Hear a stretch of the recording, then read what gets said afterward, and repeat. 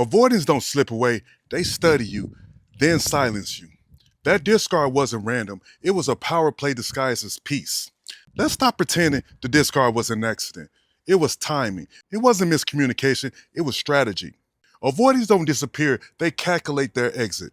They leave when they know that you're emotionally invested enough to chase. Because chasing validates them, and validation is their drug. They crave control more than connection. So when they ghost, it's not confusion, it's confirmation that you care more than they did. That's not heartbreak, that's manipulation dressed up as space. Avoiding discards you like it's business. They cut communication to remind you who holds the power. They study your patterns, they know when you'll text, when you'll post something that they can decode as hurt. It's not empathy, it's their ego. They don't just want to leave, they want to leave an echo. So that every time you hear their name, you flinch. Every time you heal, you hesitate.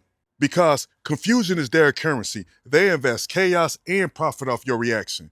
It's chess, not heartbreak. You just don't know that you're playing. Picture this. You're at peace for once. You start sleeping again. You post something happy, unbothered, and out of nowhere, here comes that "Hey stranger" text that they drop like a ghost from the grave. That's not closure, that's a test. They'll come back to measure your wounds to see if you're still accessible. Because to an avoidant, silence isn't absence, it's surveillance. They watch you move on just enough to feel free, then remind you of their presence to keep you emotionally tethered. They don't want you healed, they want you half healed. Calm enough to talk, weak enough to still care. And the wild part, they'll play victim when you stop responding. They'll call it closure when they circle back, but it's really just emotional recycling. Avoiders don't discard out of fear, they discard to control the narrative. They love to leave first so they can paint your piece as cold. It's not that they can't love, it's that they are terrified of loving without control. When you stop playing their game, that's when they panic, because peace is the one thing that they can't manipulate.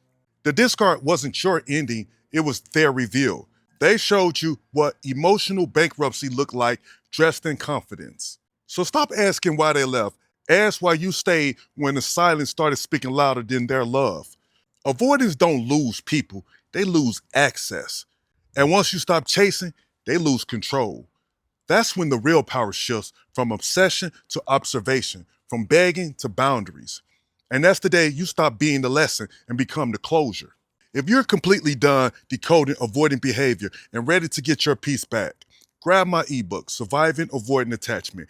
It'll teach you how to cut the trauma bond clean, spot manipulation before it starts, and protect your peace like it's profit. Link in the bio. Think about it.